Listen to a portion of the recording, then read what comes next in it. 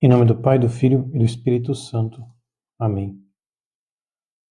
A intenção da reforma, a definição do Novus Ordo Missale.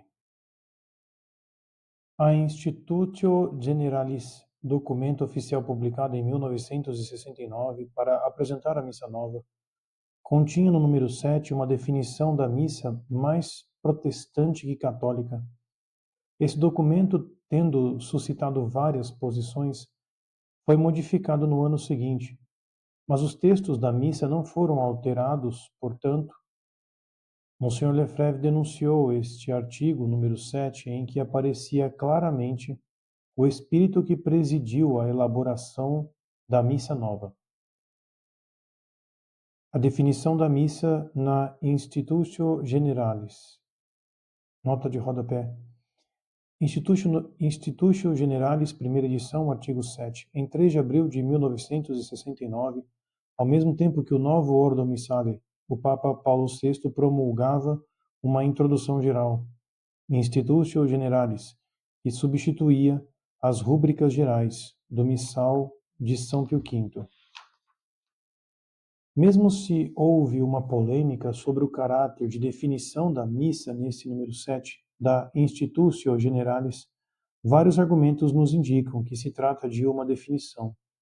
Com efeito, o secretário da Congregação do Culto Divino, Padre Bugini, escrevia: os padres recordaram que esta apresentação geral não é um texto dogmático, mas pura e simplesmente uma exposição das normas que regem a celebração eucarística. Ela quer dar não uma definição da missa, mas apenas uma descrição dos ritos. Mas Paulo VI dirimiu a questão. O novo missal é precedido de uma apresentação geral que não é uma simples coletânea de rúbricas, mas sim uma síntese dos princípios teológicos, ascéticos e pastorais indispensáveis tanto para o conhecimento doutrinal quanto para a celebração, a catequese e a pastoral da missa. O padre Tillard comentou reconhecido, escreve, no texto de 1969, uma notável definição. Do mesmo modo, Don Oury fala por ocasião da primeira edição do número 7 como de uma definição da missa, perfeitamente ortodoxa. Eis a definição.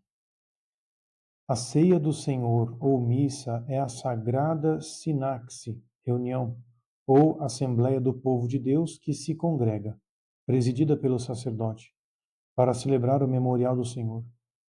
Para isso, de maneira toda particular, vale para a reunião local da Santa Igreja a promessa de Cristo, Mateus 18:20, onde 2 ou 3 estão congregados em meu nome, ali estou eu no meio deles.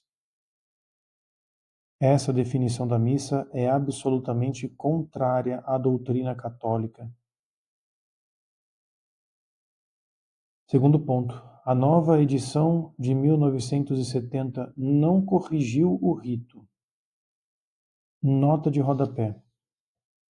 Na sequência do escândalo provocado pela publicação da primeira versão do número 7, o Papa Paulo VI ordenou a sua revisão.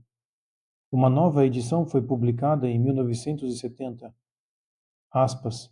Na missa ou ceia do Senhor, o povo de Deus é reunido sob a presidência do sacerdote que faz as vezes de Cristo, personam Christi generente, para celebrar o memorial do Senhor ou sacrifício eucarístico.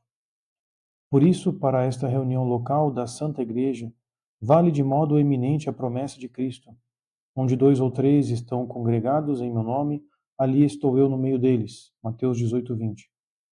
Pois na celebração da missa, na qual o sacrifício da cruz se perpetua, Cristo está realmente presente na própria Assembleia reunida em seu nome, na pessoa do ministro, em sua palavra, e ainda substancial e permanentemente sob as espécies eucarísticas. O número 7 da instrução que introduz o novo rito era significativo de uma mentalidade protestante. A correção efetuada em seguida não é nada satisfatória.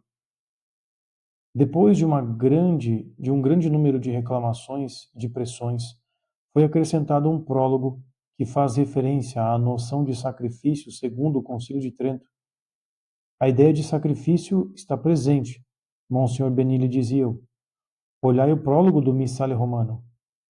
Vereis o sacrifício da missa segundo o Concílio de Trento. Mas, na missa mesmo, nada foi mudado. Tudo ficou tal qual.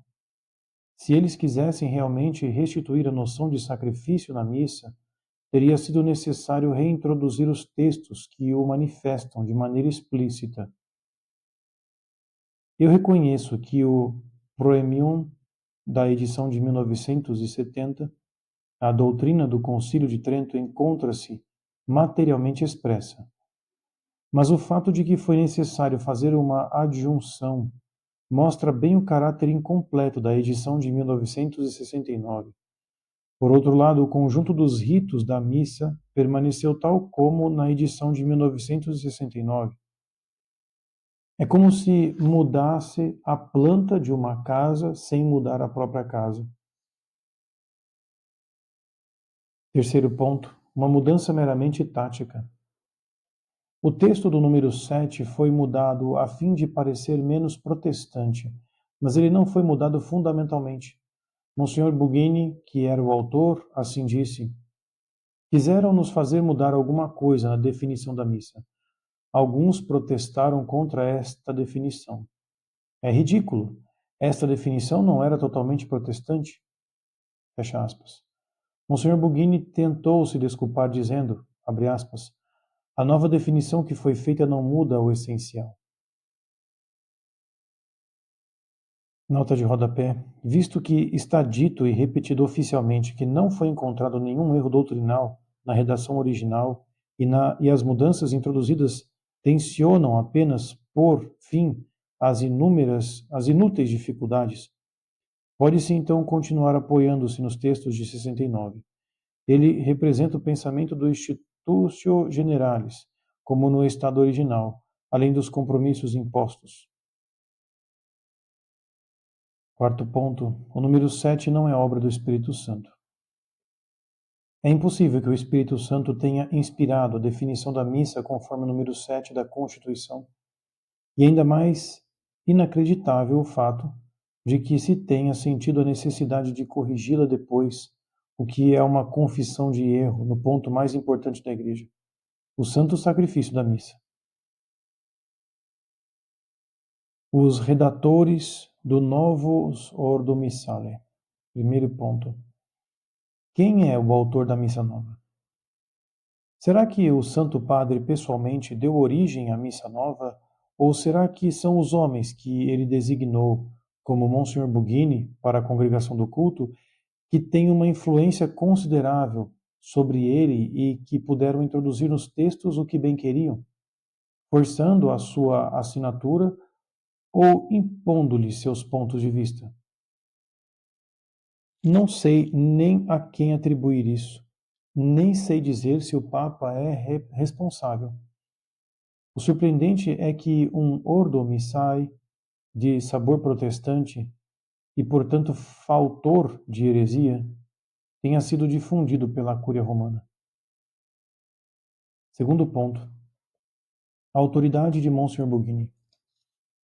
O cardeal Ratzinger dizia-me em sua carta de 20 de julho de 83: sabeis também que para a interpretação do missal, o essencial não é o que dizem os autores privados, mas somente os documentos oficiais da Santa Sé.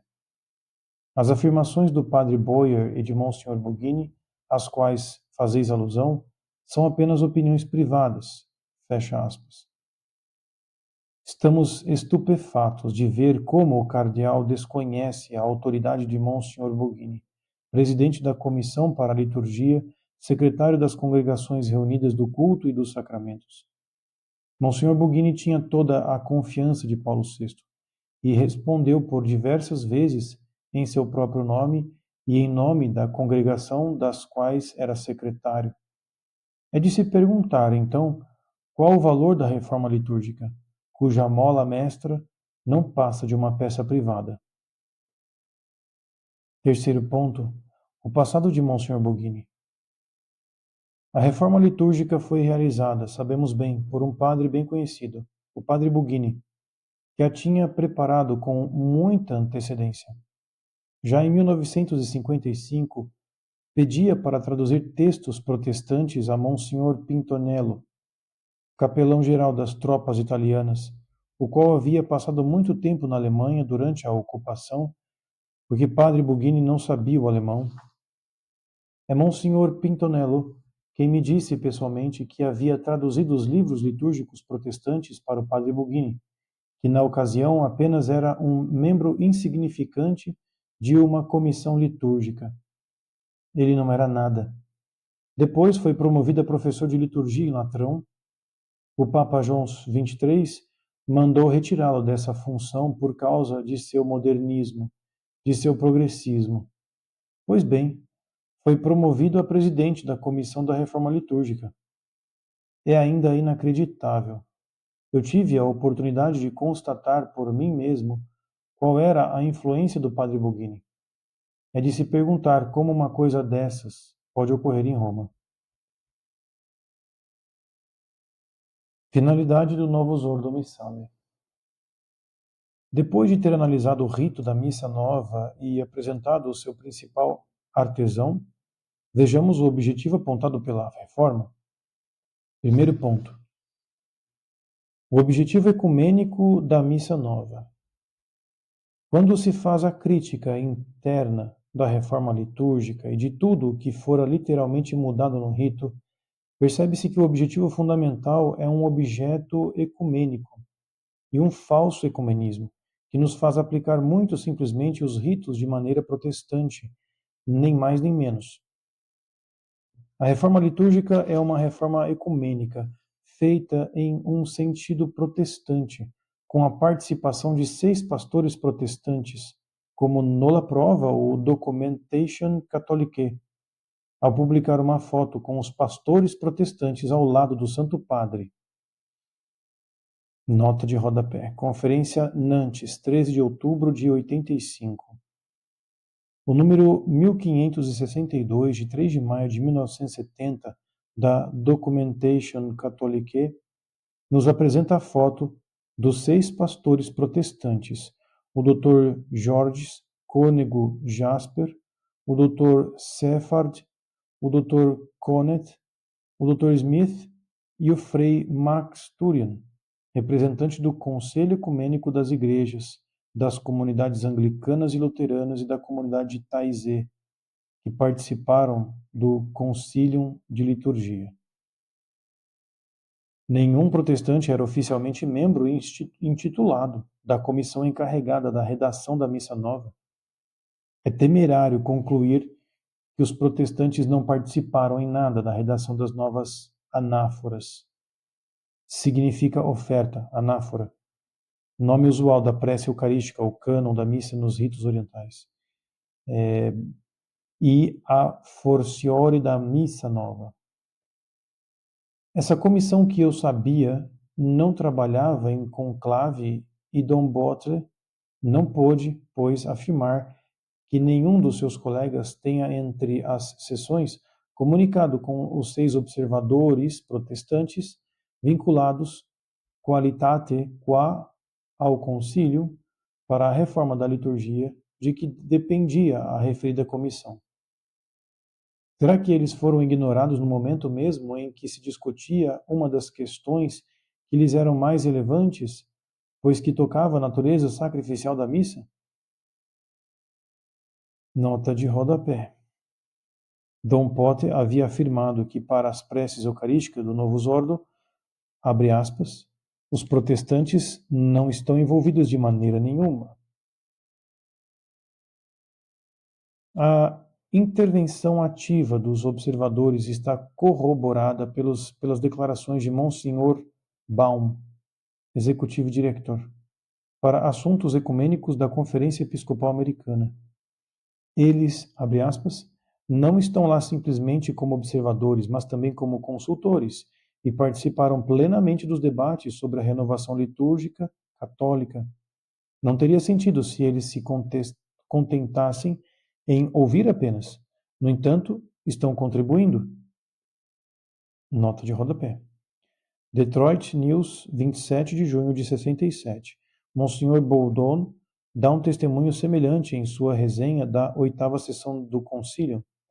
Tivemos a alegria de beneficiar quando na sessão precedente, em outubro de 66, da presença ativa dos observadores delegados pelas outras igrejas cristãs, tomando parte nos nossos trabalhos, conseguiram dar-nos o testemunho de suas próprias pesquisas e confrontá-las com as nossas. A reforma litúrgica elabora-se em um clima ecumênico eminentemente proveitoso para cada um de nós e a longo prazo para a unidade da Igreja. Em todo caso, na hipótese altamente inverossímil em que os referidos observadores não tivessem colaborado na redação das novas preces eucarísticas, deveríamos dizer que o espírito deles impregnou tanto os membros da comissão que eles espontaneamente satisfizeram os desejos não expressos dos hereges presentes. A missa nova é de espírito protestante, direito de resposta a Dom Botter, publicado em La Libre Belgique, 25 de setembro de 76, reproduzido pelo padre Didier. E na retirada do cânon romano, cuja prex I é apenas uma audaciosa falsificação. Quiseram se aproximar dos protestantes, não os atraindo para o catolicismo, mas ao contrário, aproximando o catolicismo dos protestantes. Os reformadores da missa arranjaram-se para suprimir praticamente tudo o que era oposto ao protestantismo, para supostamente chegar a uma união. Não se sabe muito bem qual, mas uma união na oração, uma união que não é a unidade na fé.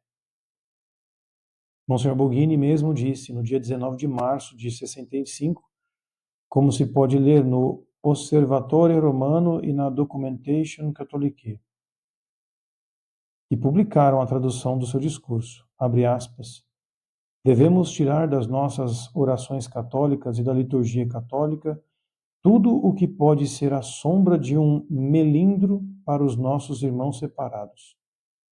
Fecha aspas. Isso foi no dia 19 de março de 65. Antes, portanto, de todas essas reformas. Imaginai. Agora vamos perguntar aos protestantes a propósito do santo sacrifício da missa, dos nossos sacramentos, de todas as nossas orações, do nosso catecismo, em que não estáis de acordo? Não gostais disso nem daquilo. Está bem, vamos suprimi-los. É por isso que foram mudadas as fórmulas do santo sacrifício da missa, bem como todas as dos sacramentos.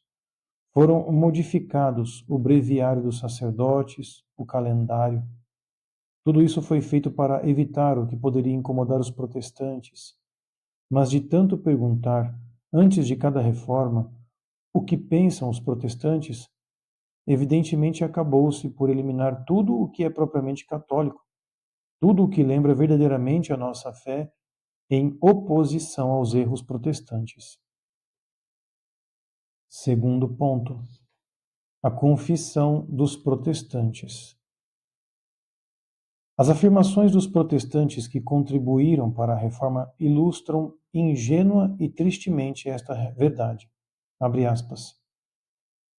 Os protestantes já não veem o que os poderia impedir de celebrar o Novus Ordo. L'Église em Alsace, boletim religioso da Diocese de Estrasburgo, publicou a seguinte declaração a respeito do Consistório Superior da Igreja da Confissão de Habsburgo, na Alsácia e Lorena, Igreja Protestante, no dia 8 de dezembro, dia da Imaculada Conceição, de 73. Levando em conta as formas atuais da celebração eucarística na Igreja Católica e em razão das convergências teológicas presentes, muitos obstáculos que poderiam impedir um protestante de participar dessas celebrações eucarísticas parecem em via de desaparecer. Torna-se possível hoje a um protestante reconhecer na celebração eucarística católica a ceia instituída por nosso Senhor. Senhor da glória.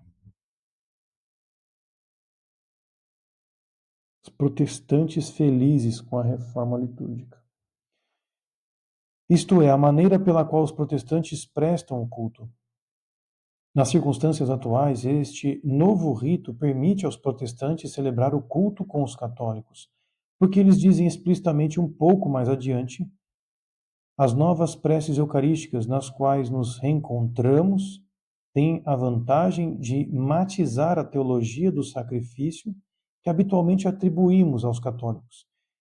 Essas preces nos convidam a reencontrar a teologia evangélica do sacrifício.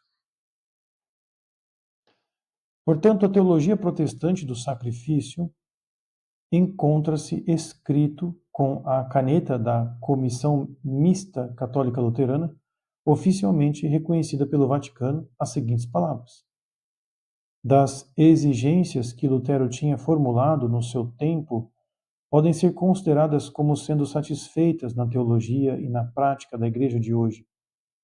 O uso da língua vernácula na liturgia, a possibilidade da comunhão sob as duas espécies e a renovação da teologia e da celebração da Eucaristia. Que confissão considerável! Satisfazer as exigências de Lutero, que se mostrou inimigo resoluto e brutal da missa e do Papa. Dar acolhimento aos postulados do blasfemador que dizia: afirmo que todos os lupanares, homicídios, roubos, adultérios são menos maus que esta abominável missa.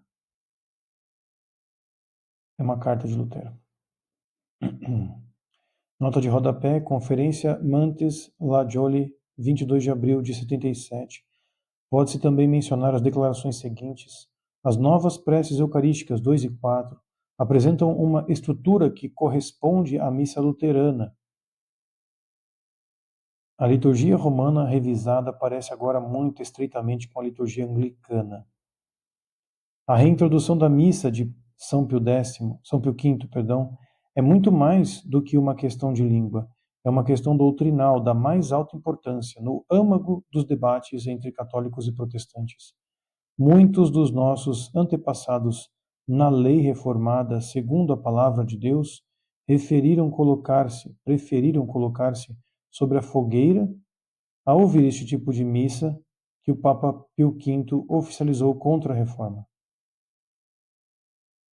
Pastor Michel Viot, 1984. Uma aproximação inexplicável. Terceiro e último ponto. A missa nova, tal como foi formulada pela Comissão da Liturgia, com todas as autorizações dadas pelo Concílio de uma maneira oficial, com todas as explicações de Monsenhor Bughini, manifesta uma aproximação inexplicável com a teologia e o culto protestantes. Os dogmas fundamentais da Santa Missa já não aparecem claramente e até são contestados. Conclusão. Primeiro ponto. A tradição e a Sagrada Escritura, duas vias imprescindíveis. Na medida em que o conjunto das autoridades da Igreja, da hierarquia, toma um caminho, uma orientação, não será talvez orgulho dizer: nós estamos com a verdade, eles estão no erro? Não será até mesmo exagero dizer que nós estamos com a verdade? Que estejamos com a verdade, isso não depende de nós. Onde está a verdade? A verdade está na revelação. A revelação manifesta-se a nós pela tradição e a Sagrada Escritura, as duas vias pelas quais é transmitida a revelação. Segundo ponto. Quais mudanças podem ser efetuadas em um rito? Sem dúvida, o Papa poderia mudar certos ritos, mas insistindo ainda mais sobre as 3 ou 4 noções fundamentais da missa. Portanto, sim, que haja uma mudança para melhorar, para afirmar ainda com mais força estas verdades fundamentais Isso sim é possível, mas não para fazê-las desaparecer, não para suprimi-las. Isso não é possível. O Concílio de Trento afirma: a Igreja sempre teve o poder de, ao administrar os sacramentos, determinar e mudar, salva a sua substância, o que julgar conveniente à utilidade dos que os recebem e à veneração dos mesmos sacramentos.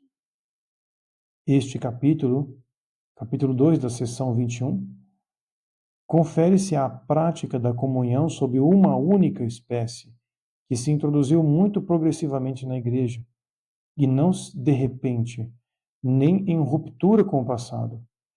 Esta afirmação não significa que o soberano pontífice tenha todo o poder para produzir uma nova liturgia.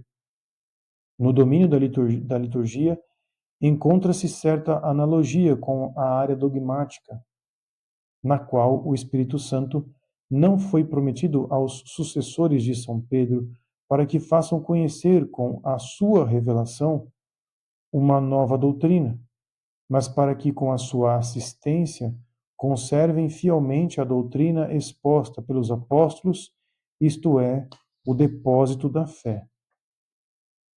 Concílio Vaticano I, Pastor Eternus, Denzinger, 3070. Terceiro ponto.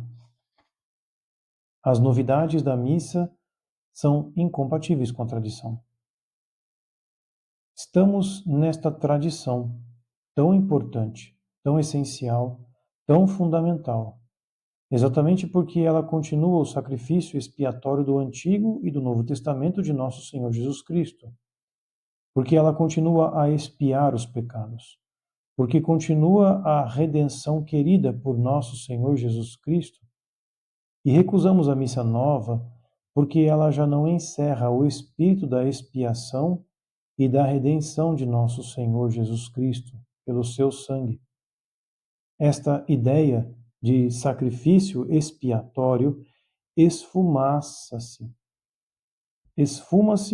e desaparece no novo rito, que foi renovado por Paulo VI.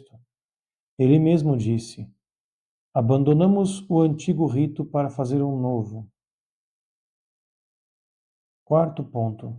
Um espírito inovador contrário aos princípios tradicionais da liturgia. O secretário do Concilium apresentou assim a reforma litúrgica. Abre aspas. Não se trata somente de retoques a uma obra de arte de grande valor, mas às vezes é preciso dar estruturas novas a ritos inteiros.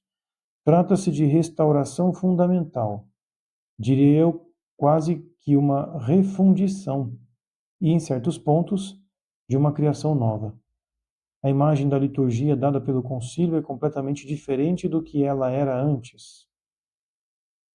Fecha aspas. Isso não está no espírito da tradição católica, recordado por Dom Guéranger. Abre aspas. A antiguidade, a imutabilidade das fórmulas do altar é a primeira das suas qualidades. Quinto ponto. As novidades são criações humanas. Somos obrigados a afirmar que, de uma maneira muito forte, muito nítida, o Novus Ordo Missale e todas estas novidades que foram realizadas depois do Concílio Vaticano II são criações humanas. Sem dúvida, foram conservados alguns vestígios do antigo rito, mas tão pouco. E os instigadores de todos estes transtornos aprazaram-se em dizer que isso era verdadeiramente um novus ordo missae, uma nova liturgia. Vede os princípios de Monsignor Bugini, a propósito do que ele chama de sã doutrina e legítimo progresso. Escreve-se que a verdadeira tradição nas grandes coisas não é refazer o que tantos outros fizeram, mas reencontrar o Espírito que fez estas coisas e que faria outras tantas completamente diferentes em outros tempos. Gente, isso não é católico. Assim pode-se tudo fazer, Basta reencontrar o tal espírito da tradição para fazer coisas completamente diferentes. Prossegue ele. Reencontrar o espírito, obra de busca, de revisão, de espontaneidade natural, de estudo, meditação, oração, reencontrar o espírito e fazer falar aos ritos com a linguagem do nosso tempo, de tal maneira que o homem de hoje possa compreender a linguagem dos ritos que foi, durante um tempo, misteriosa e sagrada. Até parece um místico falando, né? Então, com isso é o fim, diz Monsieur Lefebvre. Pode-se fazer tudo o que quiser. Eis o espírito em que os liberais falam e agem. Então, encorajado por esses princípios, Monsenhor Bugini transformou a liturgia e praticamente impôs a sua reforma ao Papa Paulo VI. Digo impôs porque o próprio Paulo VI criticou publicamente a reforma de Monsenhor Bugini, em especial a ausência dos exorcismos no batismo, e exprimiu também o pesar em relação às mudanças do ofertório na missa. Sexto ponto. A confissão do autor principal da Missa Nova. Pois bem, eis o que Monsenhor Bugini escreve no capítulo de um livro que dedicou aos princípios da reforma litúrgica. Abre aspas. É verdade que a Missa Nova representa, em comparação à antiga, uma real ruptura com o passado. Nota de rodapé. Acerca desta atitude inovadora, antitradicional dos artesãos do novo Ordo Missale, o cardeal Antonelli, membro do Concilium, cujo secretário era o padre Bugini, declarava: é algo substancial, uma atitude pensada, uma posição pré-estabelecida, ao saber que muitos dos que influenciaram a reforma, e outros tantos, não tinham nenhum amor, nenhuma veneração por aquilo que nos foi transmitido, mas um espírito negativo, injusto e nocivo. Com efeito, diz ele, é preciso reconhecer que no decorrer dos séculos que precederam o Concílio Vaticano II, a Igreja esforçou-se em manter a tradição do rito romano. E ele reconhece também que a reforma gregoriana e a do Concílio de Trento não foram outras coisas senão atos oficiais da Igreja para manter o rito romano na sua pureza e na sua perfeição. E acrescenta: após o Concílio de Trento foi instituído a congregação do culto divino. Ele mesmo cita e coloca entre aspas o porquê desta fundação: para conservar a tradição do rito romano.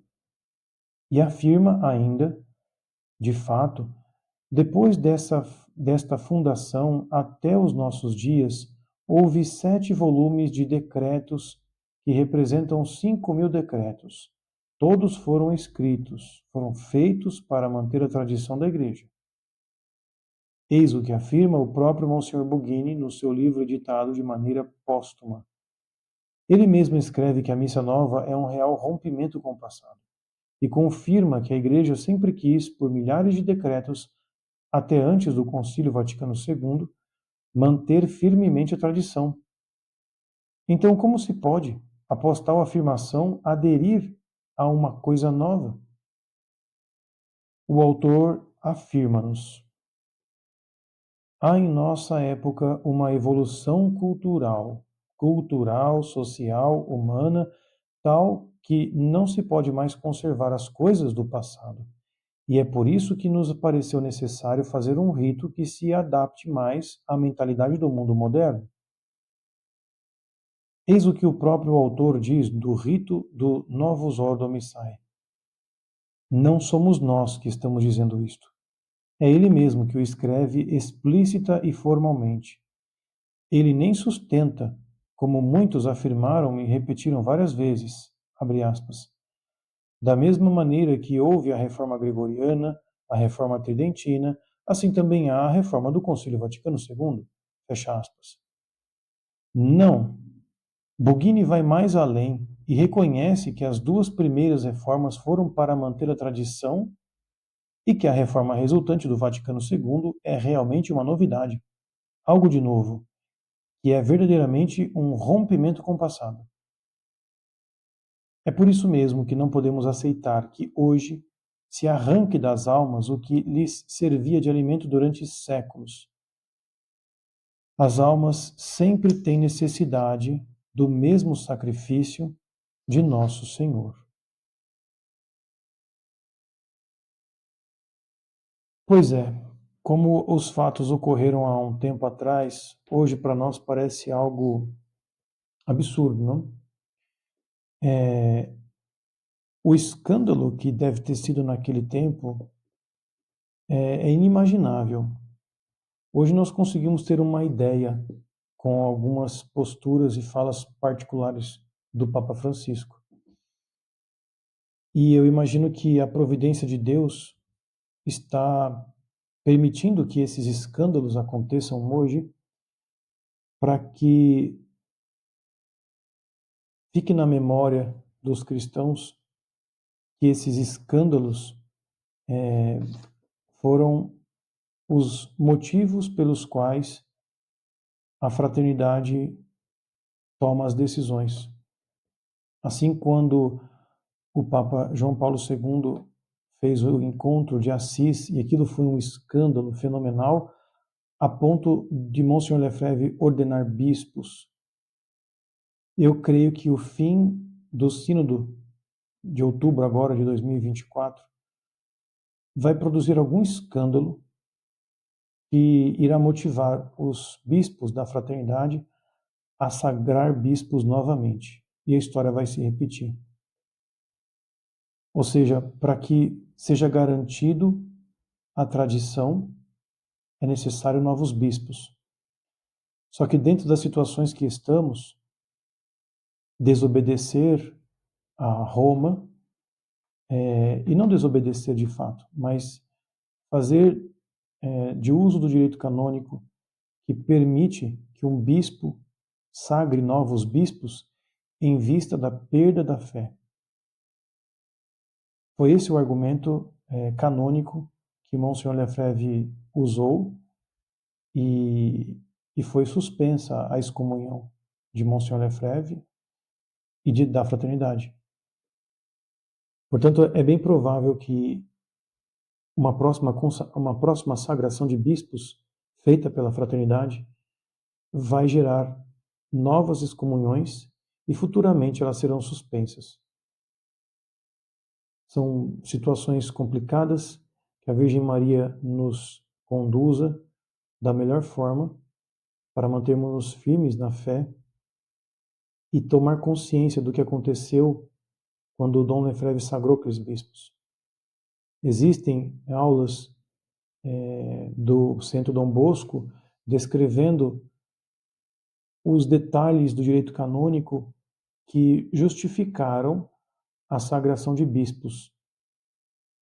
Eu acho que seria interessante a todos que me escutam buscar estas fontes para que não nos surpreendemos, para não nos surpreendermos com o que pode acontecer futuramente.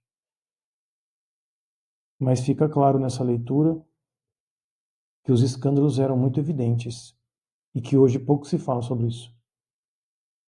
Que muitos possam acordar, pois vivemos em tempos de trevas. Em nome do Pai, do Filho e do Espírito Santo. Amém.